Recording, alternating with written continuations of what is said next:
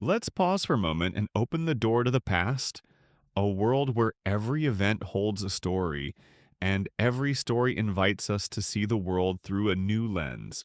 Tonight, you find yourself surrounded by a landscape thick with trees and older than any written memory. The forest hums with its own rhythms, cicadas clicking like distant flint on stone wind, hissing through ancient pine, and somewhere nearby the snort of a horse that doesn't like standing still. It is Gaul, and you are no longer standing on safe Roman marble ground. The year hovers around 58 BCE, but the exact moment doesn't matter anymore. What matters is that you're here, your sandals squelching in the mossy undergrowth, watching history about to unfold, not in marble forums, but among tangled roots and tribal war paint. The trees are taller than they have any right to be, and there are so many tribes. You can't swing a gladius without hitting someone who speaks a different dialect and thinks their local god controls the weather. So, before you get comfortable, take a moment to like the video and subscribe, but only if you genuinely enjoy what I do here. And if you feel like it, post your location and local time. I always love seeing where in the world we're dreaming together from. Wherever you are, I hope tonight brings you rest, comfort, and maybe a curious dream or two. And let's ease into tonight's journey together. You walk cautiously because the forest doesn't trust easily, and neither do the people living in it. Gaul, as Caesar will later claim, is divided into three parts: the Belgae in the north, fierce and hardened by cold winds and German raids; the Aquitani in the southwest, who lean more Iberian than Roman; and the Celts, or Gauls proper, who occupy everything in between and really don't appreciate being lumped into one group. But you know better. This land is a patchwork of identities, tribes, within tribes, cities, within forests, feuds that make Roman politics look like friendly wine tastings. Right now, nobody in Gaul is worried about a Roman invasion. If anything, they're more concerned with each other. Raids are routine. Border disputes are inherited like cheekbones. Marriages double as peace treaties. And yes, druids walk among them. Not quite wizards, but wise enough to make you think twice before rolling your eyes.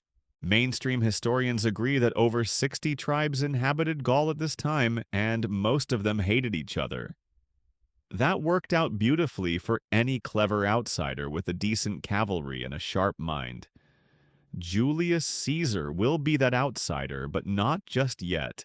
First, let's appreciate what's here. You're traveling through a Gallic village at dawn. Smoke curls from round wooden huts topped with thatch. Chickens flee like guilty conspirators. A smith hammers something unrecognizable near a fire pit. Children whisper as you pass, and the scent wood smoke animal hide, fermenting grain clings to everything. It's strangely comforting. Or maybe that's just the fact that no one's thrown a spear at you yet. These people farm trade, build and die like any other, but with a flair for decoration. Bronze torques hug thick necks. Tattoos swirl down arms. Even their shields look like canvases. You're not sure if it's a warrior culture or an early fashion week. Now there's a theory still debated that Gallic tribes had a sort of proto-democracy with councils and elected chiefs. Others say it was just whichever mustache could shout the loudest while holding a sword. Historians still argue whether power was hereditary earned or just theatrically seized on feast days involving a lot of beer. Speaking of feast, you stumble on one. It's a druidic ceremony or maybe just a late breakfast. There's a wild boar turning over a fire. Elder men drink from horn cups. A woman chants in a language older than Latin. Nobody notices you. Or maybe they do, and you've already been added to the guest list or the menu. Don't worry, you probably won't survive this. But you're not really here to live through it. You're here to witness this moment, this place. The calm before the arrival of a man whose name still echoes through French schoolbooks and marble plaques. The man who will turn this forest into a battlefield and these tribes into reluctant chapters in his autobiography. But tonight, Gaul still breathes its own rhythm. The trees still speak a language Rome doesn't understand, and you're just another shadow slipping through it unseen for now. You're still walking. The moss has flattened beneath your feet, and the forest hush now feels a little too expectant, like it knows who's coming. Somewhere far south past the Alps, past the Senate's careful whispers and Rome's smoggy heat, Julius Caesar is pacing. Not quite nervously, he's too proud for that, but with the calculated urgency of a man who knows time and money are running out. He's in his 40s, fresh from his first term as consul, flushed with success but burdened with debts so heavy they could snap a bridge. Rome, you see, isn't run by men of modest ambition. It's run by men who owe a lot of other men an even greater lot of favors, and Caesar is deep in that spiderweb. His creditors would love nothing more than for him to settle down, behave, and pay them back. But Caesar has a different plan.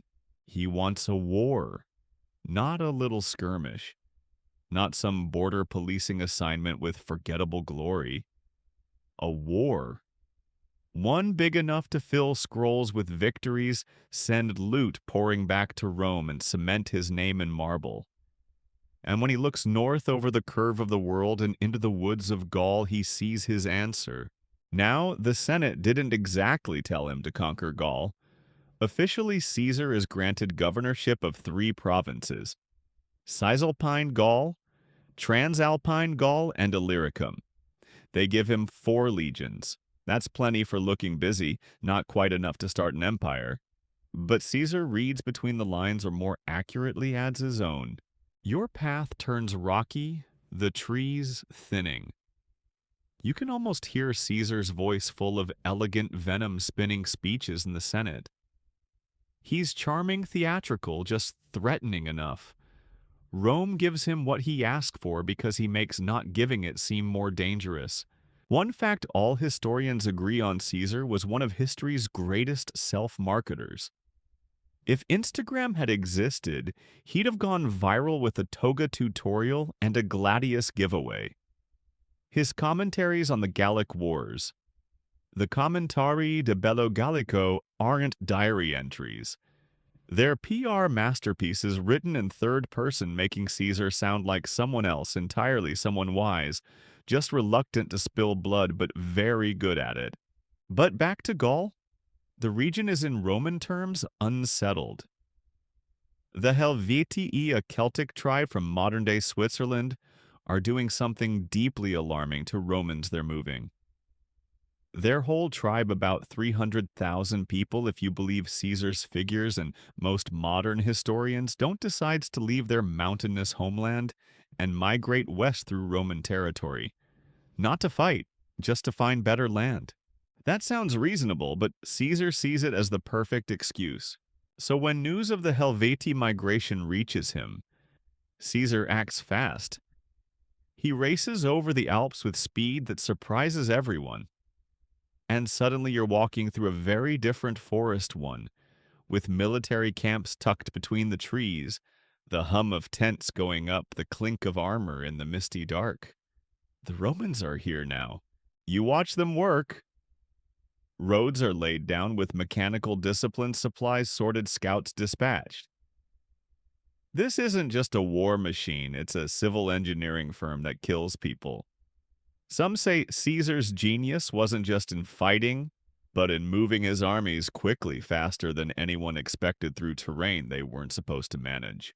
You hear the sound of a trench being dug. Caesar's preparing to block the Helvetii path through Roman territory. He builds a massive wall and trench between Lake Geneva and the Jura Mountains, 19 miles long. Yes, 19.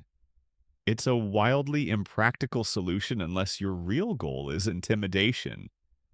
And intimidation is Caesar's favorite seasoning. The Helvetii are stuck. Negotiations fail.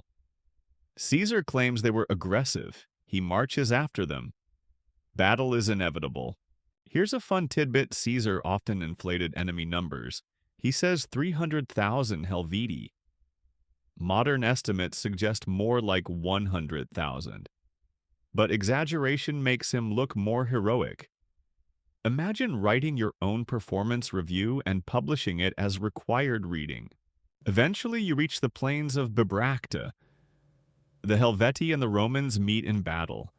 It's chaos dust shouting, Gallic wagons circling like prehistoric U-Hauls, and Caesar rallying his troops as if he's starring in every motivational speech that will ever exist. The Romans win. It's brutal, it's muddy, and it's the first domino. One fringe theory says Caesar may have provoked the Helvetii deliberately. Not hard to do: refuse them safe passage, call them a threat, block their route, and voila, war with a moral justification. Historians still argue whether Caesar wanted to protect Rome or simply his own reputation. Probably both. But what matters to you trudging through this battlefield after the crows have moved in is that the pattern is now set. Find a reason. Defeat the enemy. Write about how reluctant and noble you were. Repeat. As you settle beside the ruined wheel of a Helvetian cart, the stars above Gaul blur into mist. You're watching the start of something much larger than a campaign. It's not just Caesar versus tribes, it's Caesar versus time. And he intends to win both. The air is thick with the smell of damp grass, scorched wood, and the kind of blood that soaks the earth slowly, as if even the soil needs time to believe what just happened. You're walking the field where the Helvetii wagons once circled like nervous cattle, now only splinters and forgotten cries remain. Caesar has claimed his first great victory in Gaul, and you, still invisible in your quiet drift, are witness to the man's taste for momentum. But Caesar doesn't rest. Rest is for politicians back in Rome who count votes instead of dead men. No Caesar wants the next thing, the next victory, the next enemy, the next reason to write another flattering paragraph in his growing memoir. And the next thing is a German, Ariovistus. You might not have heard of him, but Caesar made sure no one in Gaul would ever forget. He's a Germanic king who had at one point been labeled a friend of Rome. That title is about as trustworthy as a used chariot warranty. Ariovistus is big, bold, and settling into eastern Gaul like he owns the place, which, to be fair, he more or less does. Caesar suddenly decides that Ariovistus's presence is intolerable, even though Rome invited him in years earlier to help keep Gallic tribes in check. This is classic Caesar: find a problem, inflate it, and then heroically solve it. You march alongside Caesar's legions as they head eastward. They're not thrilled. These Germans are rumored to be giant sorcerers and possibly part wolf, depending on which soldier's tent story you're eavesdropping on. Morale sags. There's even a moment recorded by Caesar himself where his officers nearly mutiny. He responds with a pep talk so over the top it could qualify as a one-man stage play. He says, and this is paraphrased, "Fine. If you're all cowards, I'll go fight the Germans by myself. My lucky 10th Legion will come with me." Naturally, the rest fall back in line. Fringe detail: the 10th Legion was Caesar's favorite. Some say he pampered them. Others say he just used them as a tool for guilt-tripping everyone else. Historians still argue whether this loyalty was cultivated through real respect or expertly deployed favoritism. Eventually, you arrive in the wide-open plains near modern-day Alsace. The Germans, true to form, don't bother with forts. They're living rough big wagons, tougher women and kids who practice with spears before they can walk properly. You sit behind a tree watching Ariovistus emerge tall and terrifying, with eyes that look like they could talk a bear out of its den. Negotiations happen. Sort of. Caesar proposes a meeting. Ariovistus shows up late, arrogant, and mounted on a horse because nothing says, "I'm not intimidated," like staying higher than your enemy. They argue about turf treaties and which of them broke promises first. Spoiler, both of them did. One weird tidbit. Ariovistus claims he has supernatural knowledge that says Caesar will fail. Possibly druidic, possibly divine, possibly just a great bluff. Caesar pretends not to care, but he's rattled. For a man so famously unflappable, he takes superstition surprisingly seriously. You catch him checking omens and inspecting animal livers before major decisions. A general might conquer with steel, but he still fears what the sky might whisper. Back to the battlefield. The Germans form their infamous wedge formation, packed tight and bristling like a porcupine having a bad morning. You perched above on a grassy rise see the Roman lines tighten. They're disciplined, professional, and slightly terrified. Caesar gives a signal. Trumpets blare, and the two forces crash. It's a savage, grinding fight. You duck as a spear sails overhead. The Germans push hard, chanting in deep, guttural tones, but Roman training holds. The 10th Legion punches through the flank, and soon Ariovistus' forces buckle. Now comes the fun bit. Ariovistus flees across the Rhine. Caesar, just to be extra, builds a small victory monument on the spot. You know, just in case future hikers or time travelers want to know who humiliated who right here. So why does this matter? Because this victory shows something critical. Caesar isn't just picking on disorganized tribes anymore. He's taking on warlords with real armies. And winning. Fast. It also sends a message to the Gallic tribes watching all of this from their moss-covered strongholds. Rome isn't going away. Caesar isn't just a visitor. He's setting up shop. And that shop has swords walls and a growing fan club. But not everyone is impressed.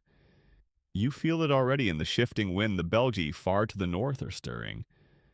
These aren't just isolated villages with ornate neck jewelry and elaborate mustache care. These are tribal coalitions, and they do not appreciate a Roman victory parade this close to their backyards. For now, though, the forest quiets. The Rhine flows again, unbothered by the blood that fed it last week. Caesar writes in his tent, stylus scraping calmly across wax tablets, probably editing a few key moments to ensure maximum drama. You can almost hear the faint rhythm of his thoughts. Caesar, glorious, brave, unwilling but forced to act, and you nestled in the grass wonder just how far one man's ambition can reach before the forest fights back. The trees change again as you move north, taller, darker, the air sharper on your skin. You're headed into the lands of the Belgi now, and you can feel the tension even before the first boot prints appear on the path. The soil is harder here, as if the land itself clenches its fist.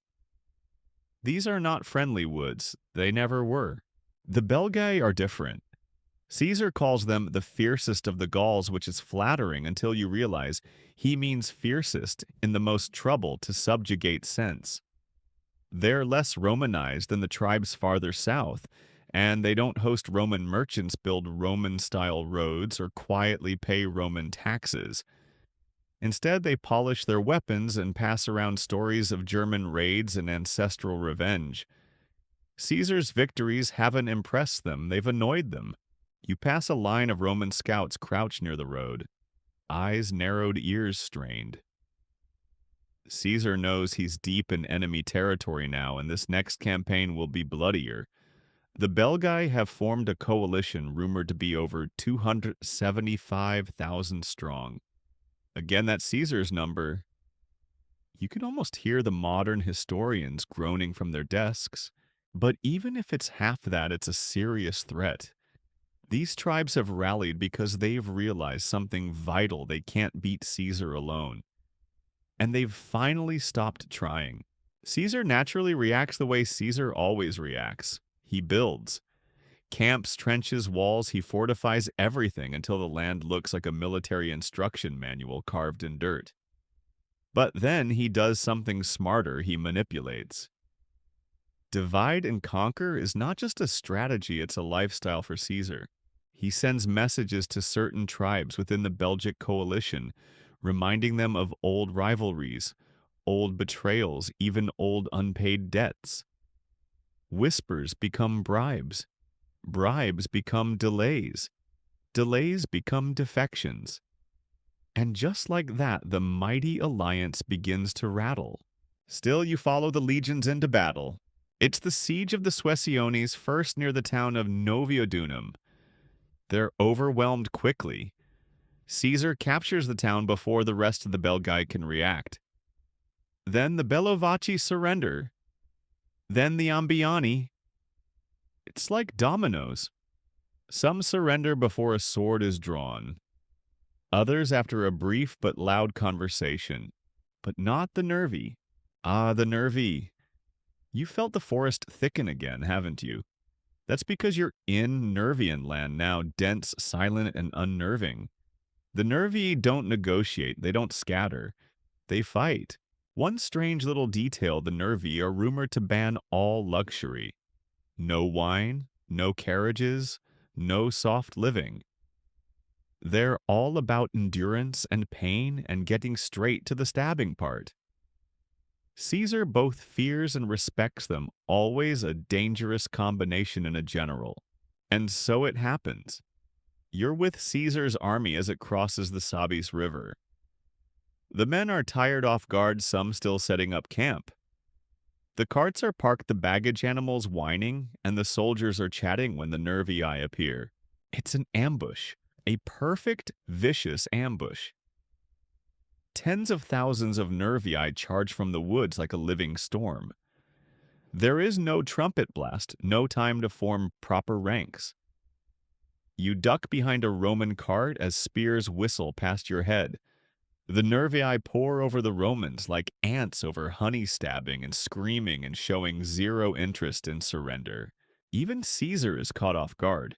And here's where he does something a bit mad. He grabs a shield, dives into the fray, and starts yelling orders while actively dodging death. Not from behind the lines, from the middle of the melee. A commander's job is not to fight, but Caesar knows that sometimes the only way to hold an army together is to act like a god who bleeds just enough to be impressive. The battle sways like a drunken ox. At one point, it looks like the Romans might collapse entirely. The Nervi almost succeed. Almost. But discipline holds. The legions regroup. Reserves arrive. Slowly the Nervi begin to fall. You can see them clearly now, standing their ground even as the odds shift, fighting not like soldiers but like people who refuse to be forgotten. By the end, only a fraction survive.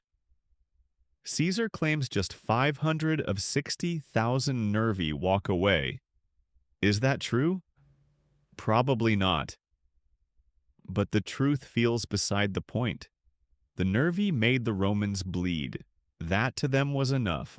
Here's a fringe debate for you. Some historians believe this battle terrified Caesar more than he let on. That it was the moment he realized Gaul wouldn't be won with swagger and bridges alone. Others say he exaggerated the danger to make his triumph seem bigger. Historians still argue whether this was Caesar's closest brush with real defeat or his most brilliant spin job. You remain at the edge of the battlefield where the grass is permanently stained. Caesar stands silent, the wind tugging at his cloak. Around him the dead lie in heaps, Roman and Nervian side by side. No one sings, no one boasts. The forest has claimed its price, but of course, Caesar survives. That's what he does, and you move forward again into colder winds and darker dreams, where rebellion brews and druids whisper, and Gaul refuses to lie still. You wake, if waking is even the word anymore, to the sound of rushing water, broad, wide, endlessly moving.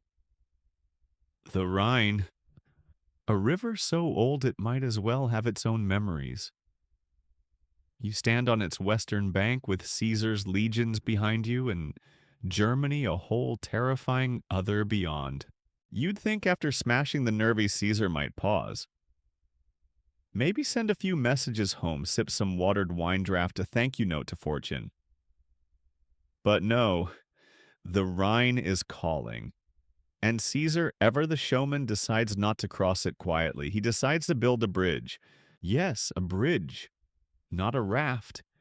Not a few boats lashed together. An actual timber bridge across the Rhine, nearly 400 feet long, supported by massive pilings driven into the riverbed. Built by hand in just 10 days. 10 days. You're watching this marvel come together. Trees fall in rhythm. Legions work like ants, measuring, hauling, hammering. The river swells and sighs, perhaps wondering what this ridiculous little Roman thinks he's doing. The reason for this engineering overkill: Caesar wants to intimidate the Germanic tribes on the other side. Not fight them necessarily, but remind them that no river can protect them. And honestly, it works. The tribes retreat before he even crosses. They scatter into the forest like birds before a storm. So Caesar marches across his bridge plants. A few flag stays just long enough to declare moral victory. And then, this is the best part, destroys the bridge behind him. He didn't need it anymore, he just wanted to prove he could. It's the ancient military equivalent of doing a kickflip over a puddle and then throwing away your skateboard. One fun, lesser-known tidbit: some scholars argue Caesar exaggerated the bridge's size and speed. Others point out he used prefabricated construction methods the legions had practiced for years. Either way, it wasn't a normal move. It was a flex. You walk along the ruins of that bridge now, the remains warped by time, the timber half swallowed by moss and silt. It's hard not to admire the sheer audacity of it. Caesar understood spectacle, not just in war, but in logistics, in symbolism. He knew the Rhine wasn't just a river, it was a mental boundary, and he erased it plank by plank. But of course, he's not done building bridges or burning them. From here, the legions swing west toward the Atlantic coast to a region filled with tribes that see Caesar less as a conqueror and more as a poorly dressed interruption. These are the Veneti coastal Gauls, seafarers, traders. They own ships, they control the bay. And inconveniently, they refuse to bow. You find yourself staring out at the sea for the first time in this campaign, gray waves, stiff wind, and sails bobbing defiantly on the horizon. The Veneti retreat to their coastal strongholds, protected by cliffs and tides, and a navy far superior to anything Caesar's ever had to deal with. So Caesar builds a fleet. You'd think this might be a problem. After all, Rome isn't exactly known for its love of the ocean. But Caesar, he finds shipbuilders, repurposes merchant vessels, hires sailors, trains landlubber legions to row, and soon he's sending war galleys into the channel like he's been doing it for years. The Veneti laugh at first. Their ships are better built for local waters. They use high prows, thick hulls, and sails that catch coastal gusts perfectly. Caesar's ships are clumsier, oar-driven, and struggle in the chop. Then comes the twist: the Romans cheat. You watch as Roman marines use hooked poles to rip down the Veneti sails. No sails, no movement. No movement, no escape. The battle becomes a slow, brutal chase. One by one, the Veneti ships fall. Caesar captures their leaders and decisively executes them all. Yes, all. It's a message. Not just to the Veneti, but to every Gallic tribe watching from the shadows. Caesar will negotiate, sure, but if you delay him, mock him, or think your boats make you untouchable, he'll invent a navy just to teach you otherwise. Still, there's another layer here. Some modern scholars suggest the Veneti were punished more harshly than others because they had Roman hostages, messengers Caesar claimed were unlawfully detained. Others argue the whole thing was a carefully staged excuse to flex Rome's reach along the western seaboard. Historians still argue whether Caesar's war in the Veneti was about justice, revenge, or simply coastal PR. But standing here now among the seaweed and shattered planks of a sunken galley, none of that matters much. The waves move the same way they always have, forward back patient. Caesar moves on too. From the Rhine to the Atlantic, the message is clear: there is no edge too far, no obstacle too wet, too wild, or too wide. You feel the chill of it, the creeping sense among the Gauls that there is no safe anymore. The Romans are everywhere, and Caesar is beginning to feel invincible. You return to the woods now, where the next rebellion simmers just beyond the leaves. But the sea wind stays with you like a whisper of something that should have stopped him but didn't. It's early morning again, because in Gaul time never quite behaves. The grass is slick with dew and the trees seem to lean inward as you pass, listening to footsteps that aren't yours. Northward, you go deeper into territory that even the Romans speak of in hushed tones. You're headed into Belgica once more, toward the low hills and marshy fields where a new storm is brewing. The Belgae may have been fractured, but they aren't finished. Several tribes are beginning to rise again, and this time they've learned. Caesar, for his part, is used to this cycle now. He crushes a tribe, accepts its surrender, installs a few friendly chieftains, and moves on, only to hear weeks later that another rebellion has sparked behind him. You can almost hear the sigh in his voice as he scribbles into his campaign diary, stylus tapping like an impatient drumbeat. So once again he marches. This time the uprising is centered around the Eburones, led by a man named Ambiorix. That name probably doesn't ring a bell unless you're a Belgian schoolchild or a Roman historian with a flair for the dramatic. But trust me, Ambiorix will make his mark. It starts innocently enough. Caesar splits his forces for winter quarters, thinking the season will cool any revolutionary impulses. You walk alongside a column of Roman soldiers setting up camp near Atuatuca, a sleepy little fortress nestled in the forested hills. They're relaxed, maybe too relaxed. Then Ambiorix arrives. He pays a visit, offers food, smiles, promises loyalty, talks in that very specific tone that's just polite enough to be suspicious. And then 2 days later, he ambushes the camp. You're there when it happens. A sudden rain, a cold wind, and then the shriek of horns from the trees. Arrows fly. The Romans scramble. 2 legions are caught unprepared, surrounded by warriors who know the terrain better than any mapmaker. The Roman commanders Cotta and Sabinus panic. They call for a council. One wants to stay put. The other thinks retreating is the better option. Caesar is not here, and this, it turns out, is a very bad thing.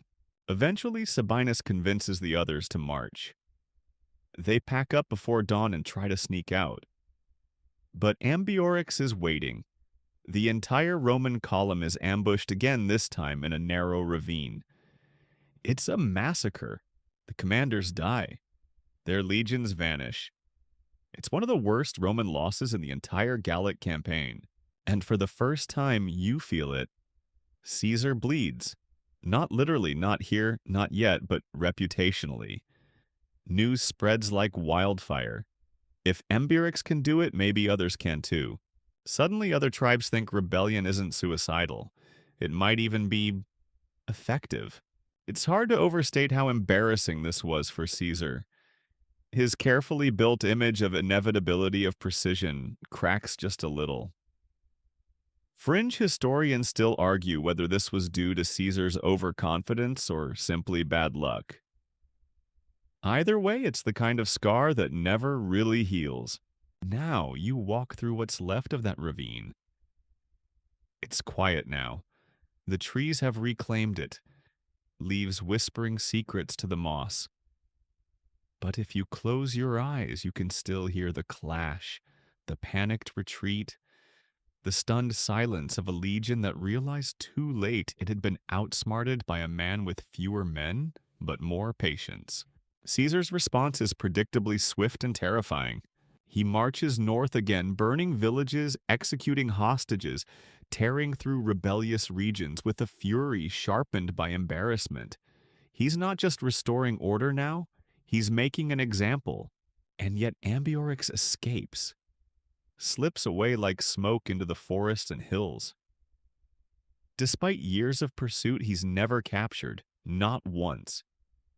He becomes a ghost story whispered around Roman campfires, a symbol of resistance, a thorn in the side of the empire.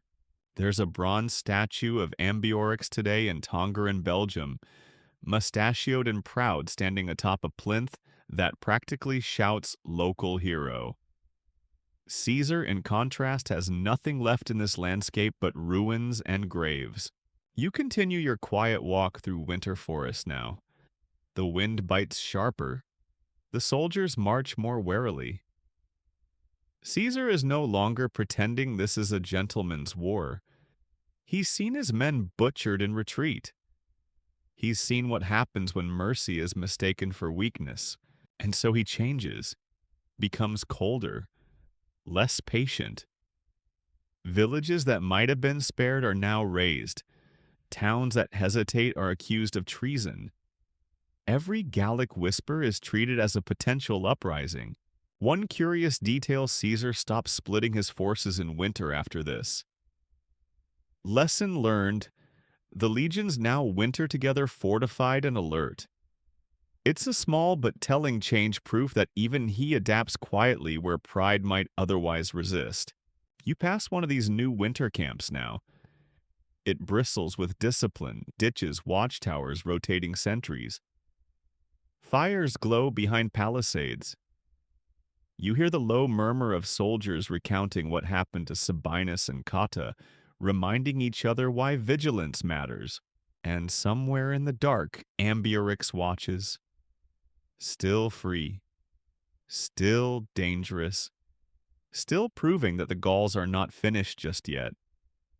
The sky has turned slate gray again, and you trudge with the legions through a slushy landscape that can't decide if it wants to be snow or mud. This is the part of the Gallic campaign that doesn't make it into statues. The parts where cloaks freeze stiff by morning, where bread goes moldy faster than it can be baked, and where even the bravest Roman soldier secretly dreams of warm wine and clean sandals. Caesar, of course, doesn't dream, or at least not of comfort. You get the feeling he dreams in blueprints of walls, sieges, supply lines, and strategies.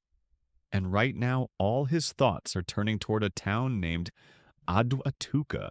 It's not that Adwatuca is especially grand, it's not. But it sits in a strategic hollow between the Ardennes forests and several key tribal paths, and that makes it useful. The legions reinforce the camp here, turning it into a temporary Roman outpost with an uneasy heartbeat. But the real story isn't the fort, it's the tension. Word is spreading that the Eburones aren't alone. The Nerfii may be bloodied but not broken. The Treveri are whispering rebellion. Even the Menapi, hiding in their marshy homeland, are poking their heads out. The entire region begins to feel like a cracked pot ready to shatter with the slightest pressure. It's a winter of ambushes. One column loses its scouts, another supply line is cut. Caesar begins to see the truth: the Gallic resistance is shifting tactics. No more set-piece battles. Now it's skirmish, harass, vanish. The woods become the enemy. The trails themselves seem to turn against the Romans. There's a fringe theory that Caesar, for all his planning, underestimated the Gauls' ability to adapt. He expected honorable warfare battles and daylight formal retreats. Instead, he gets guerrilla raids, surprise attacks, and roads that disappear into sudden pits. You follow a detachment sent to gather grain near Adwatuca. They're tired, sloppy. They assume the area is pacified. It's not. Ambiorix strikes again, this time with even more precision. The foragers are cut off and slaughtered before they can scream. The survivors limp back to the fort bloodied and shaken. Caesar, who's just returned from a trip west, arrives to find chaos. He's furious. Orders are barked. New patrols are sent out with twice the numbers and twice the paranoia. Still, the damage is done. Amberix isn't just evading the Romans, he's humiliating them. And humiliation, Caesar knows, spreads faster than rumors. Now comes a strange little episode that's easy to miss in the broader campaign: Caesar's sudden decision to chase down the Treveri in the dead of winter. The Treveri are holed up across the Meuse near the edge of the known world. No one expects Caesar to march there, not in freezing rain, not through flooded plains, and certainly not while nursing the bruises of recent defeats. But he does. You're with the legions again, marching in a column so long it disappears into the fog. They ford icy rivers. They build makeshift bridges across swamps. They carry their gear on frost-bitten shoulders, and they move fast. It's that speed again, that Roman blur. Tribes barely have time to light their warning beacons before Caesar is at their doorstep. The Treveri have been counting on support from Germanic allies across the Rhine. But Caesar's blitz is so sudden, so shockingly aggressive that the Germans never show up. In fact, several Treveri tribes surrender before a sword is drawn, realizing that whatever plan they had is now smoke. You walk the empty fields where the Treveri had meant to assemble. The war banners are gone. The warriors melted away. Only frozen footprints remain, quickly filled by drifting snow. It's another lesson Caesar etches into his mind. Speed beats strength. If you can outpace your enemies, you don't always need to outfight them. Back in Aduatuca, the survivors of the earlier ambushes regroup. A few legions are redeployed. New forts are built. Supply chains are tightened until they squeak. Caesar is sealing up Gaul inch by inch, like a man trying to fix a sinking ship with only his bare hands and an aggressively detailed calendar. But here's where something new creeps in weariness. Not just among the legions, but among the Gauls. Rebellion takes energy. So does resisting a man who never stops moving. Villages are starving. Trade has collapsed. Entire regions are emptied of men. The land is exhausted. So are its people. And yet there's this feeling, a quiet sense that this story isn't over, that Gaul still has one card left, one leader, one spark. You feel it even now. Somewhere beyond the hills and broken alliances, a figure is rising. Not yet, but soon. For now you watch the Romans gather firewood and melt snow for soup. They joke softly. They hum Roman songs into their cloaks. You sit beside a soldier who sharpens his sword not out of hope but habit. The storm has passed for now, but winter still has claws. The snow is thinner now, receding into the shadows like a beaten dog. The legions have survived another Gallic winter, though not all of them gladly. You walk the slushy ground alongside men who have forgotten what it feels like to be dry. Their faces are lined not with age but repetition: camp, march, dig, fight, repeat. Gaul has a way of wearing things down, but not Caesar. If anything, he seems sharper, like a blade that refuses to dull. His cloak may be dusty, his brow creased, but the fire behind his eyes burns hotter than ever. He smells something in the wind. Rebellion, again. Word reaches him in whispers: unrest in central Gaul. The Carnutes, a restless tribe with a flair for sudden violence, have done something very foolish or very brave, depending on your point of view. They've attacked a Roman garrison, executed its officers, declared themselves free. It's not the scale that matters, it's the symbolism. The Carnutes strike a spark, and somewhere that spark lands in a very dry forest. You're there as Caesar receives the news. His jaw tightens. He doesn't speak, just signals to his aides. The response is automatic now. Mobilize, dispatch scouts, prepare supplies. But something in his posture has changed. He knows this isn't just another local flare-up. This is different. Because this time someone is organizing things behind the curtain. His name Vercingetorix. Try saying that 3 times fast. It sounds like a sneeze with ambition. But the man himself, magnetic, young, charismatic in the way that makes older warriors uncomfortable. A chieftain of the Arverni, one of the central Gallic tribes, and now by sheer force of will, the leader of a growing resistance. You catch your first glimpse of him in a windswept clearing, tall cloaked in wolfskin, his long hair braided with iron beads.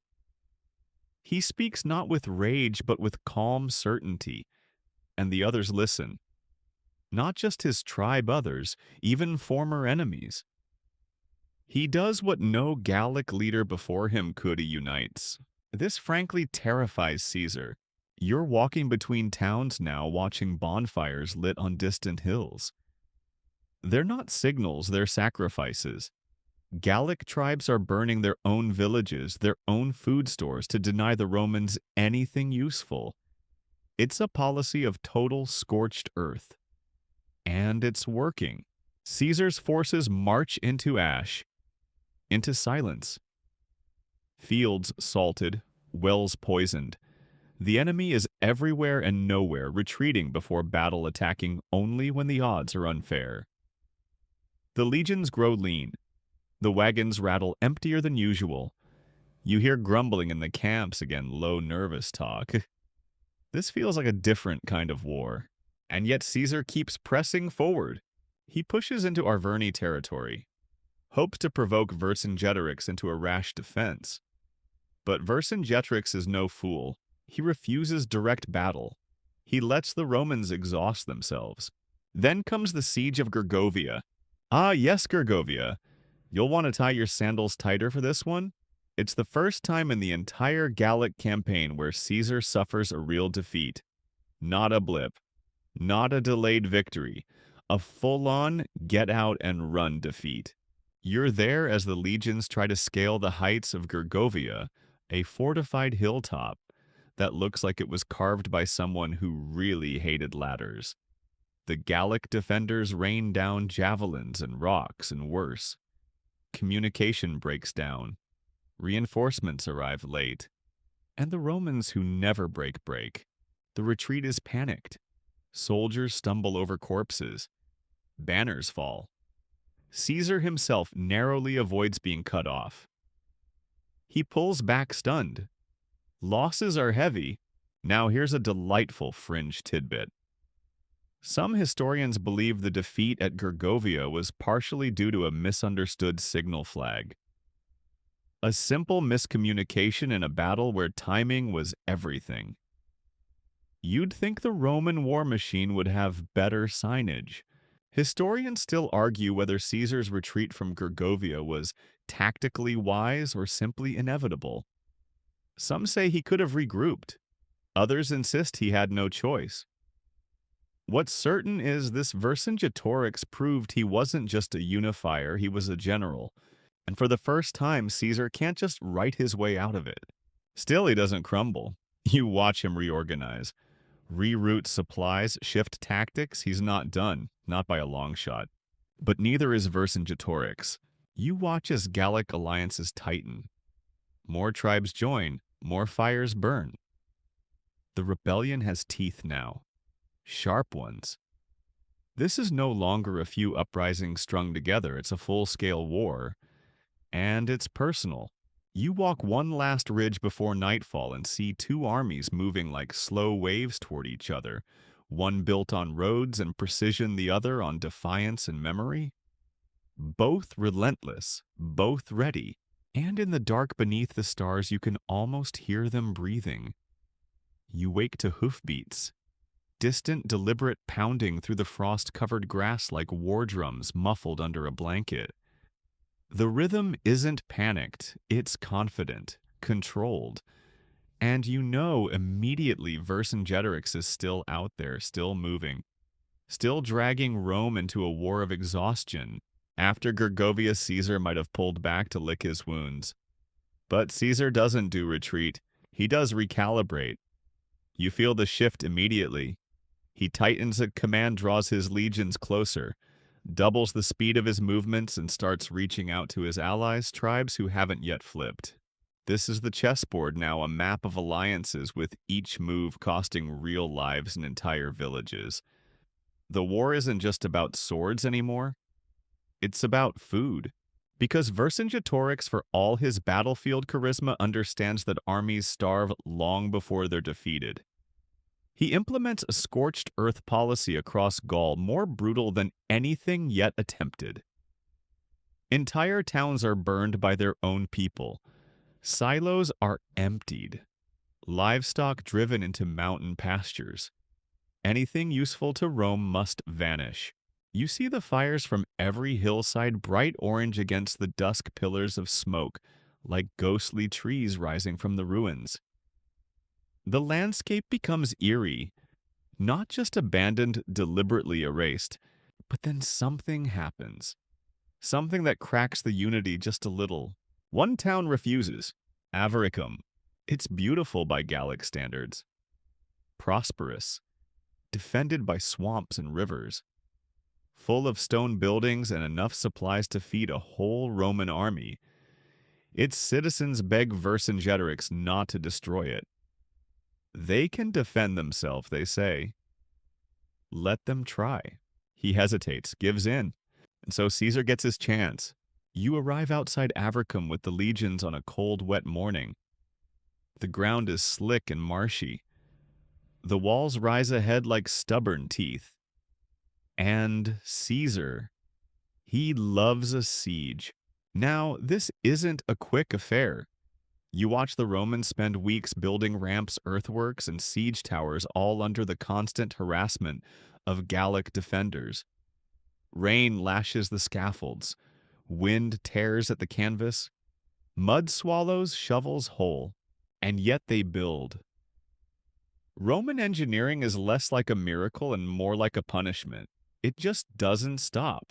One lesser-known detail, Caesar has his soldiers construct a massive covered ramp, a galleria to push siege engines closer to the walls under protection.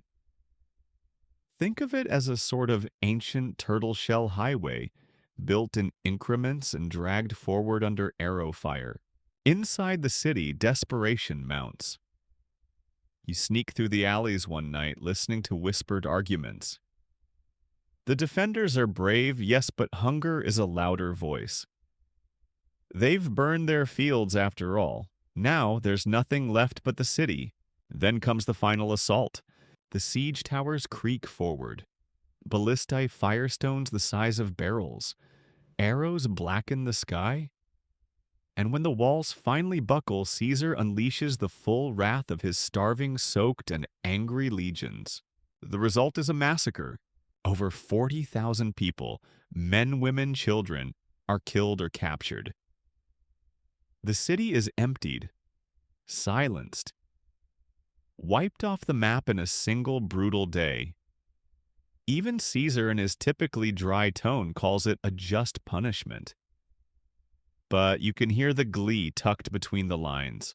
Historians still argue whether Avaricum's fate was planned or simply permitted. Some say Caesar wanted an example, something to shake the Gallic alliance. Others argue the massacre was a byproduct of rage and exhaustion, not policy. Either way, the result is the same. You walk the silent streets afterward. The fires have cooled, the smoke has faded. All that remains are toppled columns, scorched beams, and the heavy stench of ending. The Romans begin eating lavishly. The town had been full of grain, meat, even wine. After weeks of starvation, it's like a grotesque banquet. Some soldiers get sick from eating too quickly. Others laugh through greasy mouths. The contrast is jarring, death and dinner side by side. And Vercingetorix, he watches from a nearby ridge. He knows this was a mistake. He let sentiment override strategy, and it cost him. He pulls his forces back into the hills. Tighter now, angrier, but also more careful. The next fight will be different. You follow the retreating smoke trails into the woods where Caesar regroups his confidence fully restored. he has proven something vital: he can still win. He can still take cities, and he can still make Gaul bleed. But he also knows that Vercingetorix has learned something too. That unity must be firm. That mercy is a weakness. That Caesar will only stop when there's nothing left to burn. So the land grows quieter again, but not with peace, with calculation. The next confrontation is coming, and it will decide everything. You move through a landscape scarred by fire and frost, and everything smells of ash. Villages are empty. Fields lie blackened. Even the rivers seem to flow more cautiously now, as though reluctant to carry the taste of war. Gaul is no longer a place of curious tribes and distant drums. It is a battlefield in every direction. And Caesar is hunting. After Avaricum, he has what he craves: most momentum. Vercingetorix may have slipped through his fingers, but the Gallic leader's mistake has given Rome an opening. The legions are reinvigorated, fed, rested, freshly cruel. You walk beside their columns as they head east, where whispers say the Gallic army is gathering again. But Vercingetorix isn't just gathering troops. He's building something bigger. He's calling a council a true pan-Gallic assembly. Chiefs, kings, envoys from tribes who only weeks ago were mortal enemies now sit around the same fire, staring into the same future. They've begun to see Caesar not as a Roman problem, but as a Gallic one. The man has burned towns in the south, the west, the north. There is no safe direction left. Unity isn't just strategic now, it's survival. And so Vercingetorix is elected supreme commander of the unified tribes. It sounds cleaner than it was. Some resist bristle at the idea of submitting to one man. But the smoke from Avaricum still lingers in their minds, and fear is a persuasive diplomat. You arrive at Vercingetorix's new camp outside the town of Gergovia, the same Gergovia that already tasted Roman ambition once and spat it back out. But this time, he's not defending a city. He's training an army. And what an army! Slings, cavalry, javelins. He reorganizes his forces, standardizes commands, and even introduces Roman-style discipline. The Gauls are learning. Fast. There's a small but fascinating fringe theory that Vercingetorix had studied Roman tactics even before Caesar's arrival, either through mercenary service or second-hand experience from traders. While unproven, the precision of his reforms suggests a mind that understood more than just tribal brawling. And then there's the cavalry. Ah, yes, the cavalry. Vercingetorix builds a massive mounted force pulling elite riders from across Gaul. He knows Roman infantry is deadly in close, tight formations, but vulnerable to speed. The open plains. That's his domain now. So when Caesar finally approaches, it's not the usual war dance of fortify then assault. It becomes a race. The Gallic cavalry strike first. You're caught in one of their ambushes, a blur of hooves, war cries, and a dozen dialects. And Caesar's baggage train turned inside out like a badly folded tunic. It's chaos. Supplies burn. Scouts vanish. Legions scramble. Caesar responds by calling in his own cavalry, largely Germanic mercenaries. There's irony here, fighting Gallic rebellion with German muscle just years after trying to scare Germans with a bridge. The two cavalry forces clash again and again across the countryside. The skirmishes are fast, vicious, and indecisive. You watch them unfold from hilltops, riders, circling horses, crashing spears flashing. It's like watching storms collide, only louder. Caesar, for once, isn't in control. He's reacting, not dictating. His legions are still strong, but he can't force Vercingetorix into a set-piece battle. The Gallic leader denies him that satisfaction at every turn. Attacks, retreats, disappears. The Romans begin calling him a phantom king. Here's a fun little detail. Caesar's German cavalry wear wolf pelts into battle. It's not regulation, but intimidation works. Several accounts mention Gallic horses refusing to charge them, not because the riders were better, but because the horses smelled actual wolf. A reminder that even war depends sometimes on superstition. The days blur into pursuit. Caesar marches toward Gergovia again, but this time Vercingetorix doesn't wait for him on the hill. He leads him on a chase, drags him south, north, then east again, forces him to burn time, energy, and most importantly, trust. Because here's the clever part. Vercingetorix has learned how to make other people fight his battles. He sparks revolts in Caesar's rear lines, sends riders with secret messages. Suddenly, towns Caesar thought pacified begin to rise again. He isn't fighting one army. He's fighting 100 flashpoints all moving just fast enough to stay beyond his reach.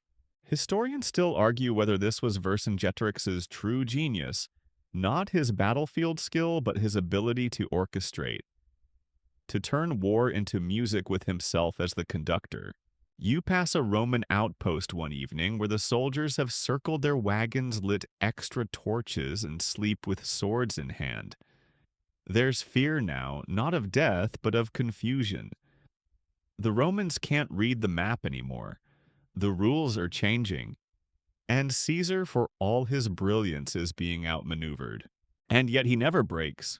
He keeps moving, keeps writing, keeps reminding everyone that even now in the storm, he's still Julius Caesar. You sit by a campfire one night, listening to soldiers whisper.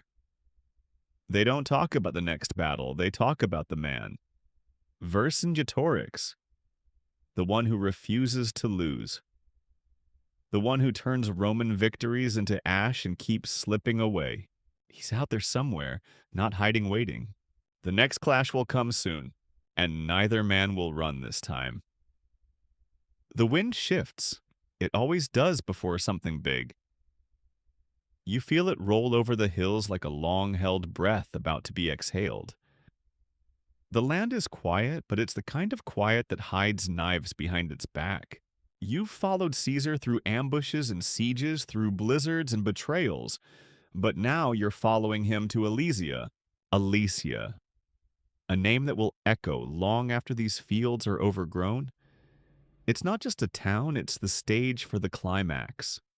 The proving ground, the grand finale of the Gallic resistance. And Caesar knows it. So does Vercingetorix. You walk the road west with the Roman army. Their steps are slower now, not from weakness, but weight. The weight of expectation, of exhaustion, of what they all know is coming. The Gallic leader has retreated to the fortified hilltop town of Alesia, high above a wide valley surrounded by steep ridges and natural defenses. So convenient, you start to suspect the gods personally commissioned its topography. Vercingetorix has about 80,000 troops inside the walls, enough to withstand a siege, enough to kill time. His real play is outside. He's counting on the relief army. Caesar, meanwhile, has about 50,000 legionaries, tired under constant pressure and positioned in hostile territory. He doesn't hesitate, doesn't blink. He builds. And here you see the full power of Roman engineering. Its genius, its lunacy, its obsession. He builds a wall around the entire fortress. 11 miles of fortifications, ditches, watchtowers, sharpened stakes, traps earthen ramparts. A complete ring of iron and will. And then, just for fun or paranoia, he builds a second wall facing outward to defend against the relief force he knows is coming. It's a double siege. The Romans are besieging the Gauls while preparing to be besieged themselves. You stare at the blueprint scratched into the soil and wonder if Caesar's brain runs on laurel leaves and sleep deprivation. The construction is nonstop, day and night, rain, mud, hunger ambushes, and still they build. A fringe detail worth savoring Caesar installs man-traps between the two walls' camouflaged pits, with sharpened stakes designed to impale or at least ruin someone's Tuesday. The Romans called them Sipi and Lilies, perhaps, to make stabbing hazards sound pleasantly floral. You move inside Elysia now. It's not what it was. Food is scarce. Morale is cracking. The Gauls know a relief army is coming, but when and in what condition the once proud warriors now look to Vercingetorix with a mixture of awe and desperation. He holds fast. He addresses his men not with false hope, but with purpose. Hold out. Help is coming, and they believe him, or pretend to. Then, on a morning that feels like the air itself has been sharpened, the horizon darkens. The relief force arrives. Estimates vary wildly. Some say 100,000, others 250,000. Whatever the truth, it's more than Caesar has. Far more. You see this appear over the ridges like storm clouds given legs. Gallic tribes from across the land. Horns, banners, war cries. The whole fury of Gaul arriving in one final desperate wave. The siege tightens like a noose around Caesar. He is now caught between two Gallic armies, Vercingetorix inside Elysia, and this new furious mass outside. Any normal general might panic. Retreat. Send a polite letter to the Senate explaining a sudden interest in early retirement. But Caesar, he walks the lines, gives speeches, rallies his legions, reminds them they've come too far to lose, that they're not just fighting for survival, they're writing history. And then the attacks begin. You watch it unfold like a grim ballet. The outer Gauls hammer the Roman exterior wall. Inside Elysia, Vercingetorix leads his men in coordinated sallies against the inner line.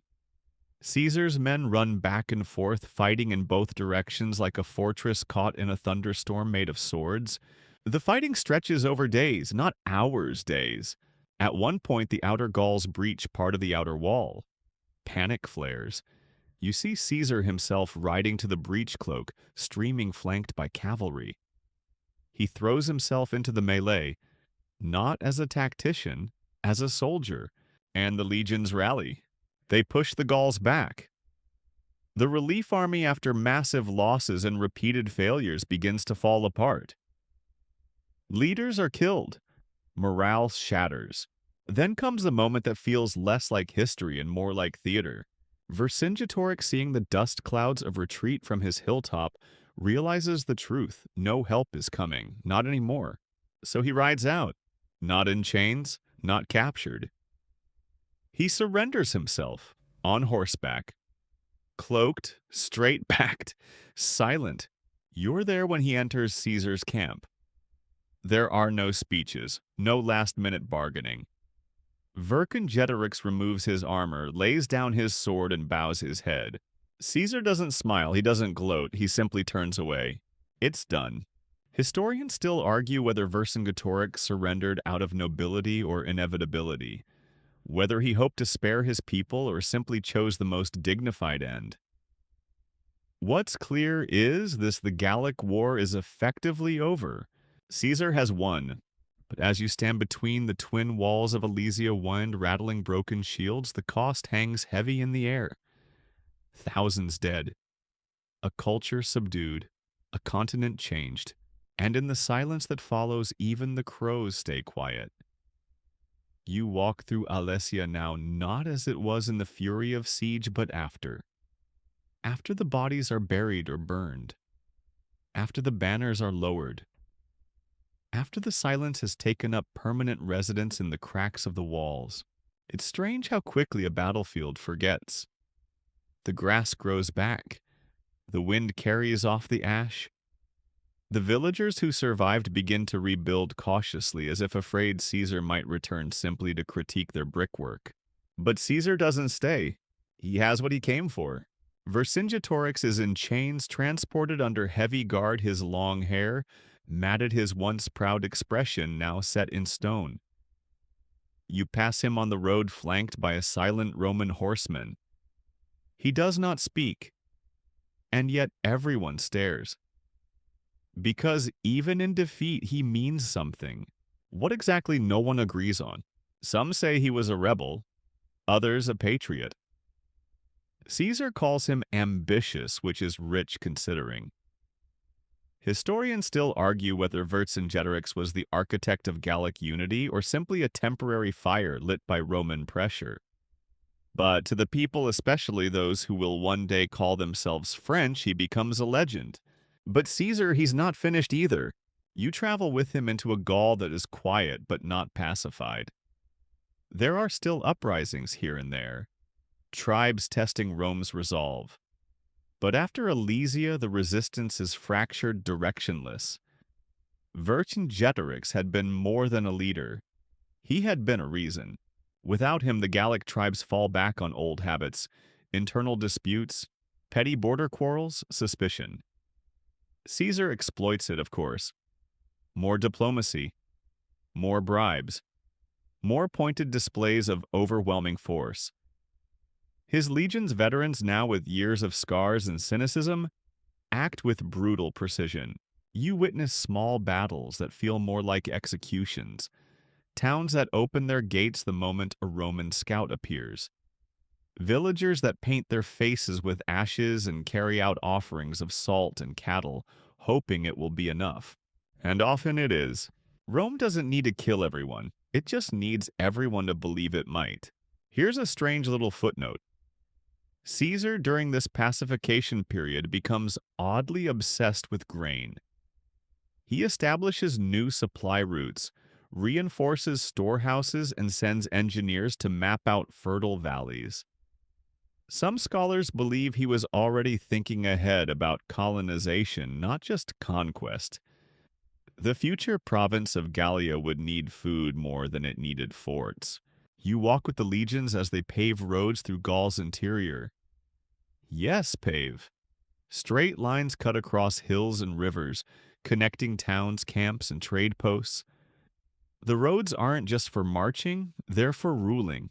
Rome doesn't conquer only with blood, it conquers with infrastructure. In one of the camps, a soldier shows you his rations grain, olive oil, dried pork, wine vinegar. Everything imported now, everything Roman. Even the Gallic towns are beginning to reflect Roman design grid layouts, aqueducts, forums. The transformation begins slowly but unmistakably. One fun tidbit: some of Caesar's veterans retire in Gaul, settle down, and start Roman-style families. They marry local women, teach their children Latin, plant olives where there had once been sacred oaks. And so, bit by bit, Gaul becomes something new. Not fully Roman, not fully Gallic, something in between. And Caesar naturally writes about it. Always writing. His Commentarii de Bello Gallico expand with each campaign. It's not just a record, it's a performance. Caesar writes in the third person. Caesar did this, Caesar decided that. It's oddly distant for a memoir, but also deliberate. It frames him as a character, not an author. A force of history, not a man with debts and a receding hairline. His audience, Rome, the Senate, the people, and his enemies. You read one of the commentaries by Torchlight. The Latin is clean, even elegant. Deceptively simple. Its history dressed up as duty. I had to conquer Gaul. They were disorganized, uncivilized, a threat. He conveniently leaves out the part where he used it all as a springboard for power. Some historians call it propaganda. Others call it genius. You keep walking now along one of those new Roman roads. Behind you lie towns rebuilt with Roman columns. Ahead, a convoy of carts loaded with timber and iron for the next fort. The soldiers beside you sing a marching tune that sounds suspiciously cheerful for men with calloused feet in a 1,000-yard stare. Gaul for now is under control, but the war, well, Caesar's war isn't quite over, because back in Rome, storm clouds are gathering. Political rivals whisper. The Senate grows uneasy. Caesar has become too successful, too wealthy, too popular. The phrase crossing the Rubicon hasn't happened yet, but it's close. And so this chapter of Gaul begins to fade. Not with a bang, but with the rhythmic scrape of sandals on stone, and the quiet sigh of a continent settling under the weight of empire. You pause on a hill overlooking a Romanized town below tile roofs, smoke curling from bathhouses, a new forum under construction. The Gauls fought, they bled, they rebelled. But Caesar won. And now the next chapter waits just over the horizon. You walk beside Caesar again, not through battlefields now, but down marble hallways and into candlelit libraries where history gets rewritten by the victors. Gaul lies behind him, conquered, catalogued, and for now quiet. But Caesar is far from finished. He's in Rome again. And as always, he's multitasking. You hear the city before you see it. The clatter of carts, the bark of market vendors, the soft rustle of scrolls being unrolled in back rooms where senators whisper and plot. Caesar enters not as a general but as a celebrity. The crowds chant his name. Statues are erected. Coins bear his face. But none of this is by accident, because now Caesar does what no warlord ever truly enjoys. He becomes political. Gaul gave him wealth, glory, the unwavering loyalty of the army. But what he wants is Rome itself. And he's smart enough to know that conquest alone isn't enough. You have to narrate it. So he publishes the Commentari de Bello Gallico, his version of the Gallic Wars. You pass a group of scribes copying them now, their styluses scratching like tiny insects. The prose is clear, crisp, deceptively neutral. Caesar did this. Caesar observed that. He never admits ambition, never boasts. But between the lines he shines. These writings become wildly popular, not just in the Senate, but with ordinary people. They're short, exciting, and make Caesar look like the reluctant hero of a savage land. It's the ancient Roman version of a best-selling war memoir. Even Cicero, who normally throws shade like confetti, admits the writing is pure and elegant. One detail historians love to point out Caesar's use of the third person. Caesar is not I, it's someone else, someone mythic, someone meant to be remembered. You walk through Rome now with eyes that see Gaul in everything: the marble steps built with Gallic silver, the imported wine sweetened with Gallic honey, the triumphal parades celebrating Gallic names no Roman could pronounce without guessing. Ah yes, the triumph. A ritual as ancient as it is theatrical. Caesar throws a lavish celebration to mark the end of the Gallic War. There are chariots, musicians, painted banners, and Vercingetorix himself, chained silent, paraded through the streets before being executed beneath the temple of Jupiter. It's a ghastly ending for the Gallic king, but an effective one. The crowd roars. Rome loves a spectacle. Still, you catch glimpses of unease in the corners of the Senate. Caesar is too successful, too adored, too unwilling to fade politely into the background like a proper Republican statesman. His old political alliance, the first triumvirate with Pompey and Crassus, is fraying. Crassus is dead in Parthia.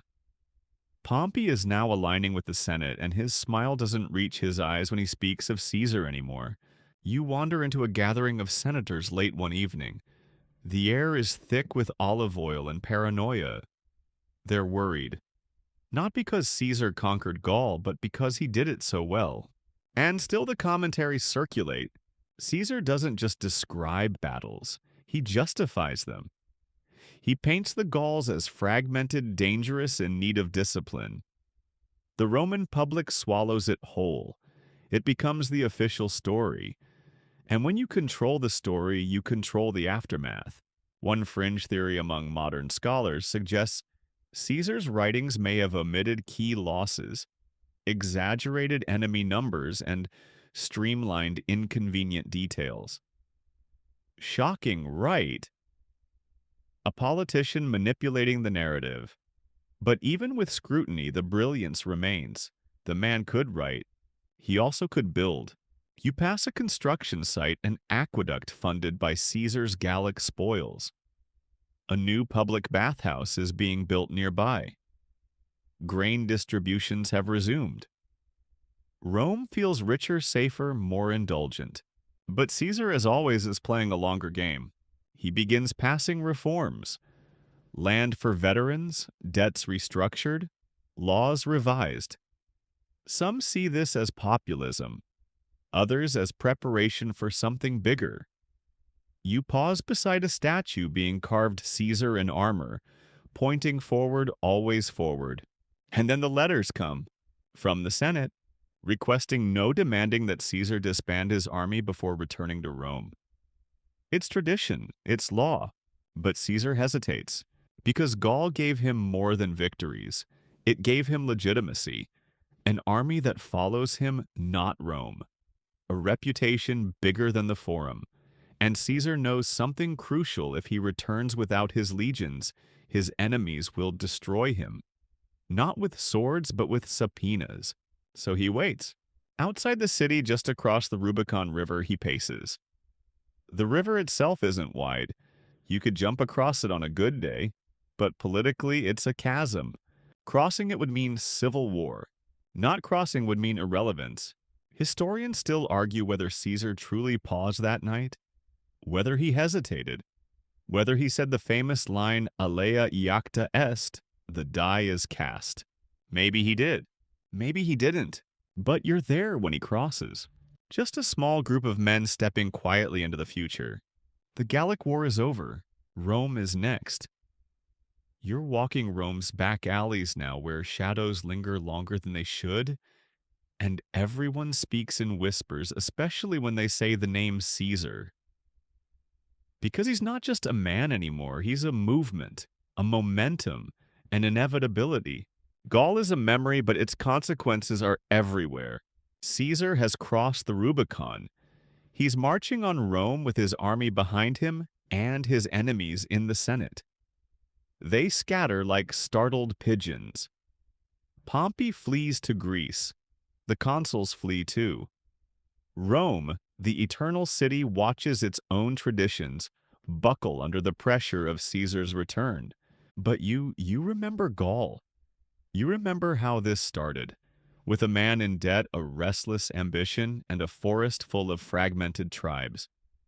And now look what Gaul made. You pass through the Senate House, its benches empty. Through the Forum, where statues of Roman heroes are suddenly looking a little less heroic, next to fresh marble of Caesar himself. Gaul gave him everything: gold fame, a professional army, a reputation as both scholar and butcher. He took a chaotic, decentralized region and turned it into a personal empire, then brought that momentum home. But here's where it gets strange. Because for all his military genius, Caesar begins to act domestic. He doesn't just rule with fear. He pardons enemies, reforms calendars, hosts public games, introduces laws for debt relief, for land distribution, for grain rationing. Some praise him as a visionary. Others mutter about monarchy. You sit in a crowded tavern listening to men argue over whether Caesar is the savior of Rome or the man who will undo it. He's elected dictator, then re-elected, then appointed for 10 years, then for life.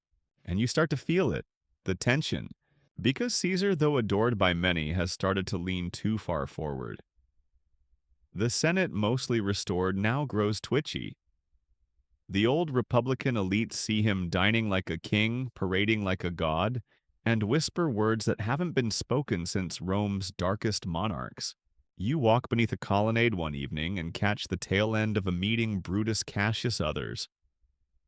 Their voices are quiet, but you know the sound of treason when you hear it. They're planning something, not because Caesar failed, but because he succeeded too much. And the irony: without Gaul, none of this would be happening.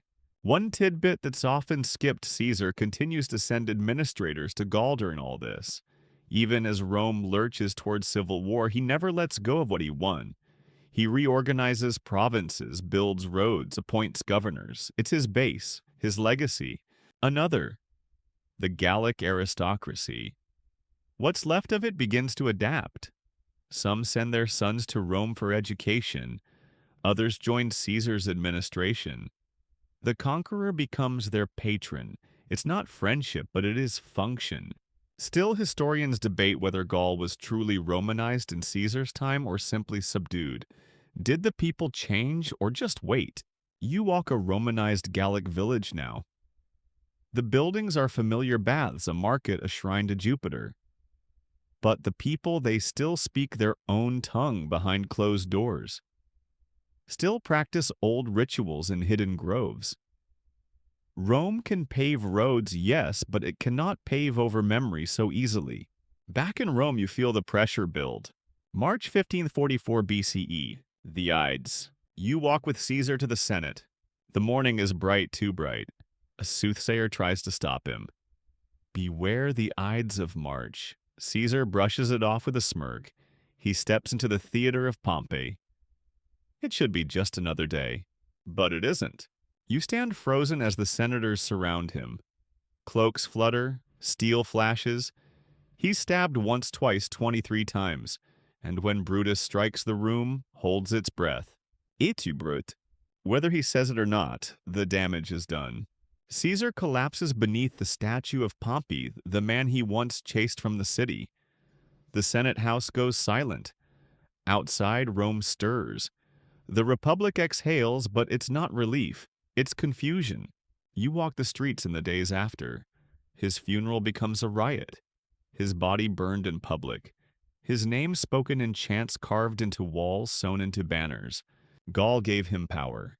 Rome gave him purpose, but ambition that gave him both life and death. And even now, as you pass the place where he fell, flowers still appear. Quietly, at dawn. You wake to the smell of incense and wet stone. Rome is mourning, but it mourns with clenched fists. Julius Caesar is dead, but his shadow lingers like a fog that won't lift. The Senate thought they were killing a tyrant, but they accidentally killed a god. And in Gaul, the silence is heavier than iron. You return there now. Passing over roads Caesar himself ordered paved. The land seems unchanged, fields planted again, towns, rebuilding temples rising with more Latin inscriptions than before. But underneath everything is different. Because Gaul is no longer Gaul, it's Rome or something, just adjacent to it. You walk into a local forum where a Roman official reads announcements to a half-interested crowd. Taxes due, a new census. Rules about grain quotas, nothing dramatic. But the words are in Latin, and the faces listening now wear togas over tunics. Some of the older Gauls still scoff. They whisper the name Vercingetorix over shared flasks of honey wine, just to remember what resistance felt like. But their sons, their daughters, they speak Latin now. They wear Roman sandals. They cheer at gladiator games hosted in makeshift amphitheaters built where sacred groves used to be. That's the true shape of conquest, not swords but adoption. Still, there's tension here. You walk through the city of Lugdunum, modern Lyon, and feel the duality stone walls that say Rome, but faces that say not quite. The market sells amphorae of Roman oil next to woven Gallic baskets. The priests invoke Jupiter, but a few offerings still find their way to the old forest gods when no one's looking. Rome builds cities. It builds temples. It builds identities. But the soul of Gaul, it curls up where roads don't go hidden but breathing. And what of Caesar's veterans? You find them scattered across these new towns. Gray-haired, leathery-skinned men who once stormed the walls of Avaricum or held the line at Alesia. Now they tend vineyards, sell pigs, tell stories many exaggerated to wide-eyed local children. They are settlers now, colonists if you're blunt, and their presence changes everything. A small odd fact, many Gallic place names begin to take on Latinized forms. Noviomagus Augustodunum, Caesarodunum. The old tribal names persist in shadows, but the map now speaks the language of Rome. But here's where it gets beautifully complicated. Rome doesn't erase Gallic culture, it absorbs it.